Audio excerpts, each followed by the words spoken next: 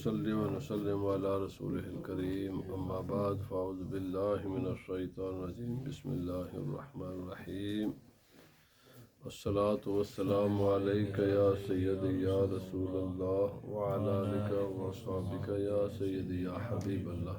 آج کا عنوان گفتگو ہے در سیرت ملوک، بادشاہوں کی سیرت کے بیان میں۔ اگرچہ یہاں پر یہ لفظ ملوک ہے، لیکن اگر انسان غور و فکر کرے تو ہر انسان کسی نہ کسی حد تک بادشاہی ہوتا ہے۔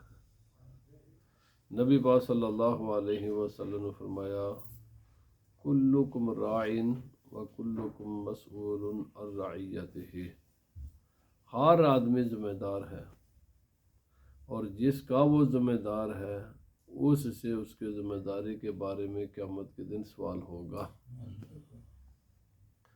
پھر رسول اللہ صلی اللہ علیہ وسلم نے تھوڑی تفصیل بھی بیان فرمائی کہ گھر میں شوہر ذمہ دار ہے اپنی فیملی کا، اور خاتون ذمہ دار ہے گھر کے معاملات کی۔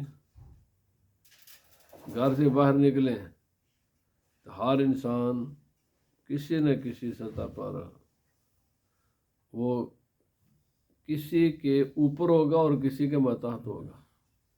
ہر انسان کا مسئلہ ایسے ہی ہوتا ہے، وہ کسی کے اوپر ہوگا بعض معاملات میں اور بعض میں کسی کے نیچے ہوگا۔ بس بادشاہ تو ایک آخری ایک ملک ہوتا ہے نا، کہ بس اس کے اوپر پھر کوئی نہیں ہوتا، ورنہ دنیا کا نظام ایسے ہی چلتا ہے۔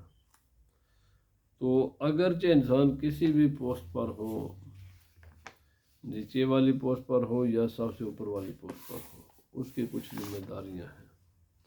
آج وہی ذمہ داریاں انشاءاللہ بیان کی جائیں گی کہ انسان کو اپنے گھر کو کیسے چلانا چاہیے۔ اگر کسی آفس میں وہ مینیجر ہے تو اس کو اپنے آفس کو کیسے چلانا چاہیے۔ اگر کسی مسجد کے امام ہے تو اسے اپنے مقتدیوں کے ساتھ کیسا رہنا چاہیے۔ اگر کسی اسکول کا ہیڈ ٹیچر ہے تو اس کا اپنے سٹاف کے ساتھ اور طلباء کے ساتھ کیسا ہونا چاہیے۔ بس ایسے ہی آپ جیسے بھی چلتے جائیں تو یہ معاملات آپ کو نظر آئیں گے۔ فرمائے چار خصلت اے برادر در جہاں، بادشاہ راہ ہمیں دارد زیاں۔ آپ فرماتے ہیں چار چیزیں ہیں دنیا میں جو کسی بھی ذمہ دار انسان کو اور بادشاہوں کو نقصان پہنچاتی ہیں، جس کی وجہ سے جو اس کا فرض ہوتا ہے، جو اس کا اصل مقام ہوتا ہے، لوگ آج کل ہر ایک کہتے ہیں جی مائی رائٹ، اور مائی رائٹ تو سے پہلے ابتدائی تو بات کرنا مائی ڈیوٹی۔ مائی رائٹ سے پہلے یہ بھی تو دیکھنا مائی ڈیوٹی بھی تو کوئی ہے نا۔ مائی ڈیوٹی بھی تو دیکھ، رائٹ اور ڈیوٹی میں ایک توازن اور بیلنس ہونا چاہیے، اور اگر کوئی بیلنس رکھتا ہے تو وہ کامیاب ہے، جو اس کو امبیلنس کرے گا وہی ناکام ہوتا ہے۔ پہلی چیز فرمایا پادشاہ چوں برملا خنداں بواد، بے گما در ہے بدش نقصان بواد۔ جب وہ ہر وقت جوک مذاق ہنسے گا کھیلے گا، چونکہ کسی بھی نظام کو چلانے کے لیے نا رعب کی ضرورت ہے، ایک اخلاقی قسم کا اس کو دبدبا ہو اپنے ماتحت پر، اور اخلاقی طور پر دبدبا یہ رہتا نہیں جب تک انسان میں سیریسنس نہ ہو، آدمی میں سیریس ہو معاملات میں، اور یہ سیریسنس اور جوک اور لافنگ اور یہ فنی کام یہ آپس میں میچ نہیں کرتے، یہ آپس میں میچ نہیں کرتے۔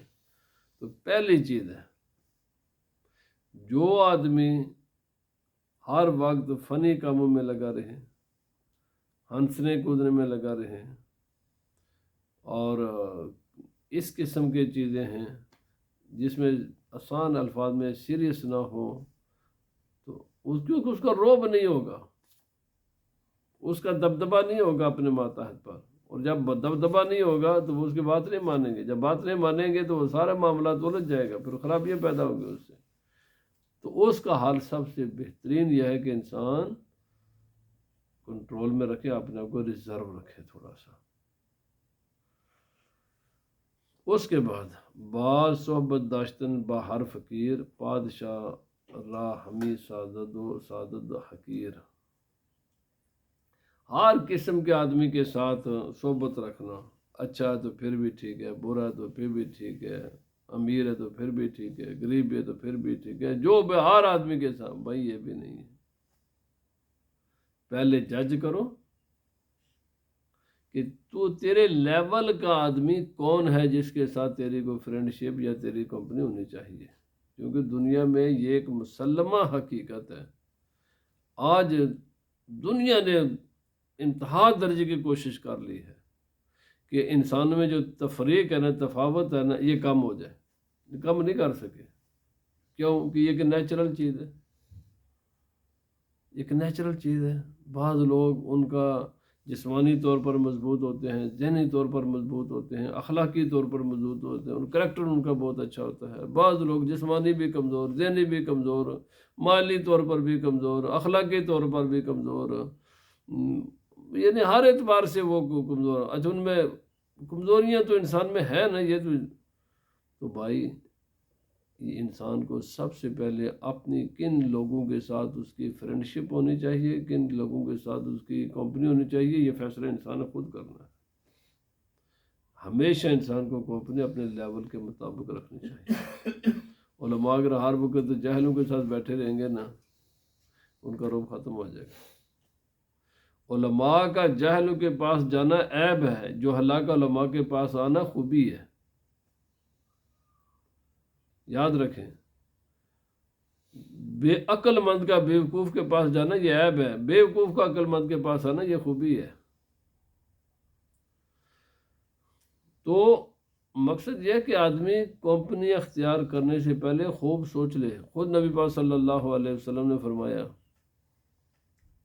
کہ المرء علی دین خلیلہ فلینظر من یخالل، کما قال رسول اللہ صلی اللہ علیہ وسلم۔ آپ نے فرمایا انسان کی عادات، اطوار، کریکٹر، کردار وہی ہوتا ہے جو اس کا جیسا اس کا فرینڈ ہوتا ہے۔ فرینڈ ہی انسان کا تعارف ہوتا ہے۔ فرمایا کسی کو بھی اپنا دوست بنانے سے پہلے خوب چھان پھٹک کر لیا کرو، خوب دیکھ لیا کرو کہ کن لوگوں کے ساتھ تمہاری کمپنی ہے۔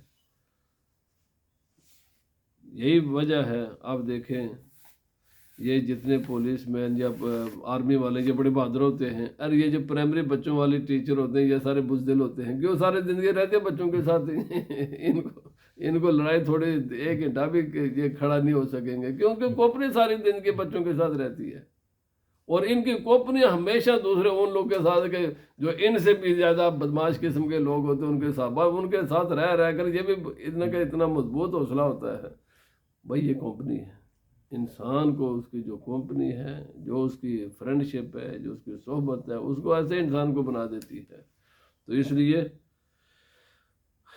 جو بھی آدمی کسی بھی ذمہ دار پوسٹ پر ہو، اس کے بات کا فیصلہ کرنا چاہیے کہ اس کی کمپنی کیسی ہے، اس کی فرینڈ شپ کیسی ہے، اپنے لیول کی رکھیں، اور یا اپنے سے بھی بہتر لوگوں کے ساتھ۔ جو آپ کے لیول کا نہیں آپ اس کے ساتھ کمپنی بھی نہ رکھیں۔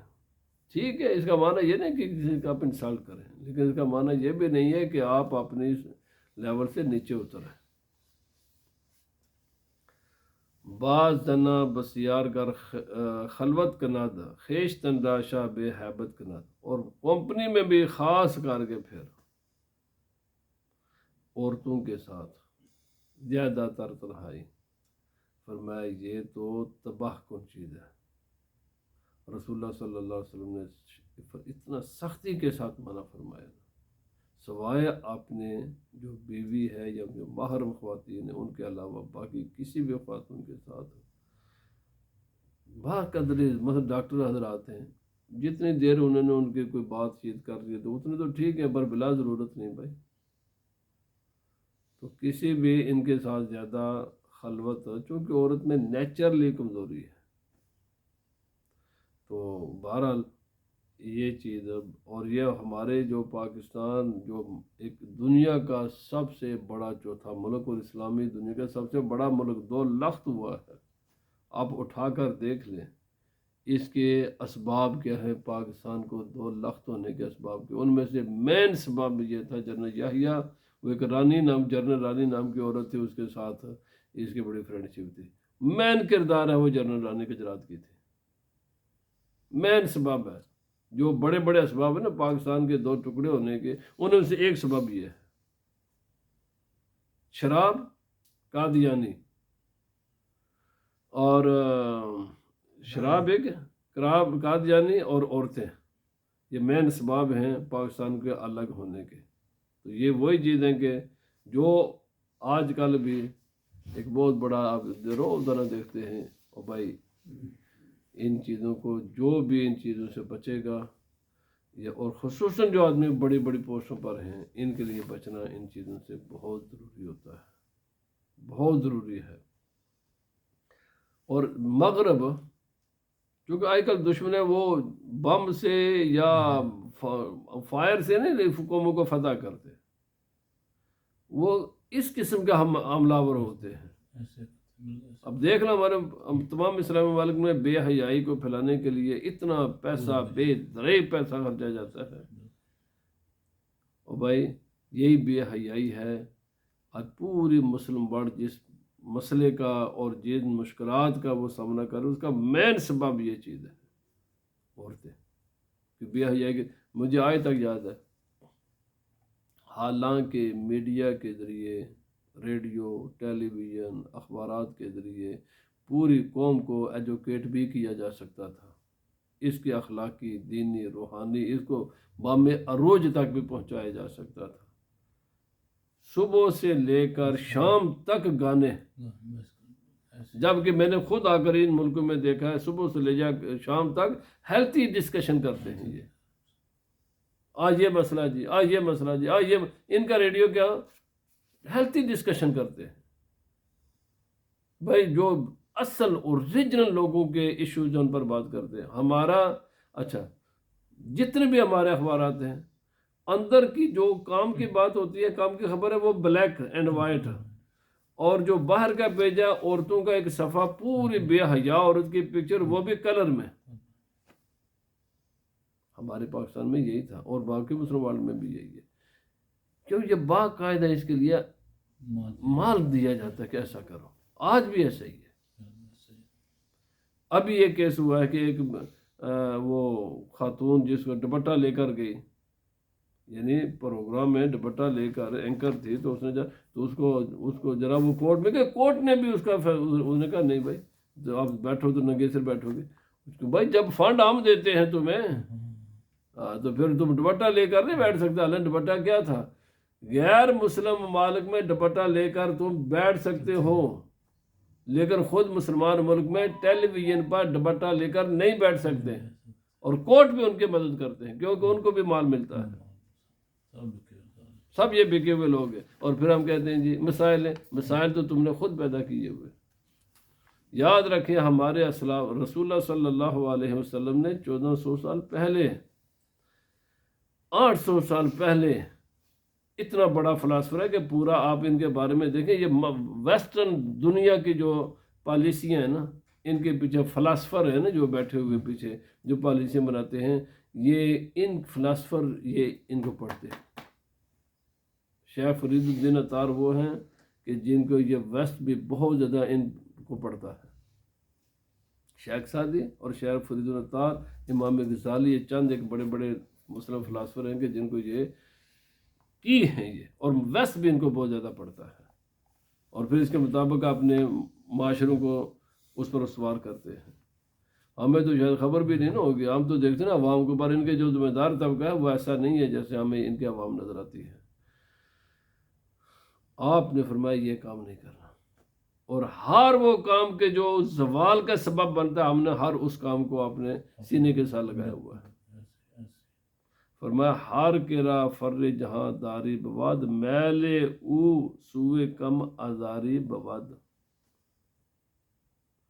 جو یہ چاہتے ہیں کہ دنیا میں میرا دبدبہ، حکومت، میرا فرمان جاری رہے، ایک ہی طریقہ ہے کہ لوگوں کے دلوں کو تکلیف نہ پہنچا۔ ایسا جو حکمران اپنی طاقت کو ایسے استعمال کرے کہ جس سے دوسرے کی انسلٹ ہو، تکلیف ہو دوسرے کے دل کو، کوئی ایسی پالیسی بنائے، ہو حکمران، ہو ذمہ دار، اور پالیسی ایسی بنائے کہ جس سے لوگوں کے دلوں کو تکلیف پہنچے، اس کی حکومت کبھی بھی برقرار نہیں رہ سکتی۔ حکومتیں برقرار ہمیشہ لوگوں کو سکون مہیا کر کے ہوتی ہیں، امن مہیا کر کے ہوتی ہیں، سیٹسفیکشن کے ساتھ قائم رہتی ہیں۔ جو بھی حکمران اپنی عوام کے ساتھ ان کے سکون دینے کے بجائے ان کو تکلیف دینے کی کوشش کرے گا، اس کی حکومت زیادہ دیر برقرار نہیں رہتی۔ یاد رکھ لیں، یہ وہ نصیحتیں ہیں آپ کی، چاہے فرد ہو چاہے کسی بھی سطح کا ذمہ دار انسان ہو، وہ اگر چاہتے ہیں میں اس پوسٹ میری برقرار رہے تو پھر اس کے لیے ضروری ہے سیٹسفیکشن۔ جو بھی اس کے ماتحت ہیں ان کو سیٹسفائیڈ رکھیں، مطمئن رکھیں۔ اور سچی بات ہے، یہ کوئی بڑی بات نہیں ہے۔ میں سچی بات یعنی اگر تو غور و فکر کریں نا، ہم عامت الناس کو مطمئن رکھنا کوئی بڑا مسئلہ بھی نہیں ہے، لیکن عقل ہونی چاہیے۔ اور خصوصاً میں کہتا ہوں سچی بات ہے، یہ ہمارے جو مسلمان ہیں نا، یہ اللہ نے کمال کے قسم کی مخلوق پیدا کی ہوئی ہے۔ یہ تو تھوڑی سی پر بھی راضی ہو جاتے ہیں، ورنہ اتنا جو وہاں مہنگائی کا سیلاب ہے، اور یہ وہاں تو لوگ ایک دوسرے کو ذبح کرنا شروع کر دیں، چوری چکاری کا طوفان آ جائے، اس کے باوجود نہیں آ رہا، کیونکہ یار اتنی کمال تمہیں اللہ نے عوام دی ہوئی ہے، اس عوام کو کیا چاہتے ہو؟ میں اتنا تو نہ کرو، میں سچی بات کر رہا ہوں۔ ہماری اگر غور و فکر کریں، جس قدر ہمارے ان بیرونی ایجنٹ جو کر بیٹھ جاتے ہیں نا اقتدار پر، اور جو اپنے اس عوام کو لوٹ کر جو ان کا برا حال کرتے ہیں نا، اگر وہی عوام ہے جو ان کو برداشت کرتی ہے، ورنہ ان کا برا حال ہو جائے، کیونکہ لوگ اچھے ہیں، برے سے برے حالات میں بھی وہ بیچارے چھوٹی سی کھا کر بھی اپنا چلتے رہتے ہیں اور کسی برائی کی طرف نہیں جاتے۔ فرمایا ایک ہی ہے، کسی کے دل کو تکلیف نہ پہنچاؤ، کسی بھی اپنے شہری کو تکلیف نہ دو۔ اور ہم نے یعنی یقین کریں، یعنی جب تک ہم تکلیف نہ دے لیں، چاہے ہمارے ایئرپورٹ ہوں، چاہے ہمارے کوئی پولیس والے ہوں، چاہے ہماری عدلیہ ہو، چاہے کوئی، بلکہ میں نے آپ کو تاجر ایک کتاب میں لے کر ابھی بھی یہ کتاب ہے میرے، یہ نا وہ کتاب ہے، اس پر غلطیاں تھیں، بہت زیادہ غلطی تھی اس میں نے اس کے ناشر کو یہاں سے فون کیا لاہور میں، یار میں نے کتاب لے کر وہاں میں پوری کتاب تو پڑھ نہیں سکتا تھا، یہاں پر اس میں غلطیاں بہت زیادہ غلطیاں آ رہی ہیں اس میں۔ تو اللہ کے بندے، کوئی خدا کا خوف کر، تو پیسہ بھی لیتا ہے، پرنٹ کرتا ہے، پھر اسلامی کتابیں ہیں، اور اس کو تو چلو آئندہ ایڈیشن میں صحیح کر لینا۔ تو مجھے پتہ ہے کیا کہنے لگا، اب دیکھو نا، آپ نے کوئی مجھ پر احسان کیا ہے، مجھ سے کتاب خریدی ہے، یہ جواب ہونا چاہیے۔ مقصد ہم حکمرانوں کی بات کیا کریں، ایک عوام کا بھی یہ بیہیویئر ہے، بجائے اس بات کے کہ وہ کہتا ہے آئندہ ایڈیشن میں ہم ٹھیک کر لیں گے، مجھے کہنا آپ نے کوئی احسان کیا، ہم سے کتاب خریدی ہے۔ تو بھائی، جس میں کہتے ہیں نا، آوے کا آوا ہی بگڑا ہوا ہے، یہ بگاڑا گیا ہے، باقاعدہ ایک منظم سازش کے تحت لوگوں کے اخلاق کو تباہ کیا گیا ہے۔ حالانکہ اس سے میرے دل کو تکلیف ہوئی، اگر یہ کہتا تھا ساری آئندہ ایڈیشن میں ٹھیک کر لیں، میرا دل خوش ہو جاتا، بات سمجھے نا، یہاں بندہ کو ہوتا تو وہ بالکل ہاں، میرا خوش ہو جاتا نا اگر بات۔ عدل باید پادشاہاں را و داد، تاج عدلش عالم گرداند شاد۔ جو بھی ذمہ دار آدمی ہوتا ہے نا، یا بادشاہ ہوتا ہے، جو کسی بھی اس کا ایک کام ہوتا ہے بنیادی طور پر عدل و انصاف، یہ اس کی سب سے بڑی ذمہ داری ہوتی ہے، باقی ساری چیزیں ثانوی ہوتی ہیں۔ جب جو آدمی عدل و انصاف پر قائم، بس یہ قائم کر دے دو انسانوں میں عدل کے ساتھ، جو ذمہ داری تو اس کو سارے لوگوں کے معاملات کو کنٹرول کرنا ہوتا ہے نا، عدل کے ساتھ کرے، تو پھر ہر انسان مطمئن ہوتا ہے اور وہ اپنی سیٹ پر آرام کے ساتھ ساری زندگی عزت و ابرو کے ساتھ اپنی زندگی گزار سکتا ہے۔ حکومتوں کا بنیادی فرض عدل، جسٹس یہ پرووائڈ کرنا ہوتا ہے۔ باقی سارے حکومتوں کا کام ہے کہ 2-3 کام سارے ہوتے ہیں، باقی تو حکومت کا کام ہی نہیں ہے۔ ٹیکس کی کلیکشن، عدل کو پرووائڈ کرنا اور دفاع۔ اور آج کل ایک نیا آ گیا ہے کمیونیکیشن بھی، اس میں آج جو کہ کمیونیکیشن حکومت کے بغیر قائم نہیں رہ سکتا، اور کرنسی۔ یہ 4-5 کام ہیں سارے، ان کو اگر عدل و انصاف کے ساتھ کام کر دیا جائے تو مسئلہ ہی نہیں ہے۔ اطمینان کے ساتھ اب ساری زندگی رہو۔ کب گڑبڑ ہوتی ہے لوگوں میں، اشتعال کب پیدا ہوتا ہے کہ جب عدل و انصاف کے خلاف۔ ابھی دیکھیں، ابھی یہ عمران خان بہت چیختا نا روزانہ، یہ ہو رہا ہے جگل۔ تو بھائی جب تو حکمران تھا، جب تو نے مدارس کو بند کیا، مساجد کو بند کیا، علماء پر جو آج ان پر مقدمے، اس سے بھی برے مقدمے تم نے قائم کیے، حقوق انسانی کو ٹوٹل معطل کیا تم نے، تو آج جو تو نے کرتا رہا 4 سال میں، آج وہی کچھ تیرے ساتھ ہو رہا ہے۔ اپنے دور میں تو نہ ظلم کرتا، تو آج تیرے ساتھ بھی کوئی ظلم ہوتا تو پھر وہ لوگ اٹھتے، سینے میں لوگوں نے گولیاں ماری گئی۔ تیری حکومت تھی، آج تک تو نے معافی مانگی ہے؟ آج تک کبھی اس پر بات بھی کی ہے؟ اپنی ذات کے لیے تو امریکہ کے سامنے بھی کھڑا ہو گیا، اور رسول اللہ صلی اللہ علیہ وسلم کے لیے تو فرانس کے سامنے بات بھی نہ کرا سکا اسمبلی میں۔ حکمران کا کام یہ نہیں ہے، یہی جیسے جو میں نے ابھی عرض کیا، فرمایا گر کناد آہنگے ظلم پادشاہ، سود نہ کناد مرو را گنجو سپا۔ جب بادشاہ ظلم کا ارادہ کرتا ہے نا، تو پھر نہ لشکر اس کے کام آتے ہیں، نہ خزانے اس کے کام آتے ہیں، پھر عوام ایک ریئیکشن آتا ہے، اور اس لیے وہ ایک ایسی ہوا چلتی ہے کہ جو سب کو اڑا کر لے جاتی ہے۔ اتنی بڑی دنیا کی حکومتیں خادرم تختہ خاک پر گر جاتی ہیں ظلم کے ساتھ۔ کتنے ہمارے آنکھوں کے سامنے ایسی مثالیں موجود ہیں، لاکھوں کی تعداد میں آرمی تھی، 1-2 مثالیں نہیں ہیں، کتنی مثالیں ہیں، لاکھوں کی تعداد میں اسلحہ تھا، دولت تھی، آرمی تھی، سب کچھ تھا، ایک آرمی والا بھی کھڑے ہو کر اس کی دفاع کے لیے کھڑا نہیں ہو سکا۔ ابھی یہ افغانستان کے ہمارے سامنے مثال ہے، عراق کی ہمارے سامنے مثال ہے، کوئی لڑا ہے؟ نہیں لڑے، آرام کے ساتھ بس جاؤ ٹھیک ہے میرے بھائی، مجھے خطرہ یہی ہے، ہمارا اپنے ملک کا یہ آرمی بھی نہیں لڑے گی، یہ بھی نہیں لڑے گی، جس طرح تم عوام کا حشر کر رہے ہو، اگر یہ جاری رکھا یہ آرمی نہیں لڑے گی۔ جیسے افغانستان کی 3 لاکھ آرمی تھی، جب ابھی آئے ہیں تو ایک بھی نہیں لڑ سکا۔ 7 لاکھ تھی عراق میں، جب امریکہ گیا ایک بھی نہیں لڑ سکا۔ یہ نہیں لڑتے، اور بھائی میرے بات، اس کو کسی سر پر انسان لڑتا ہے؟ جب تنگ کیا ہوگا تم نے اپنے عوام کو تو کون لڑے گا؟ کتنے ہمارے سامنے مثالیں موجود ہیں۔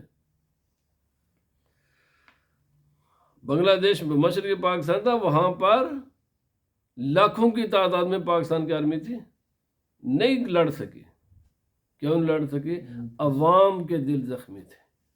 جب عوام کے دل تم زخمی کرو گے نا، تو آرمی کچھ بھی نہیں کر سکتی۔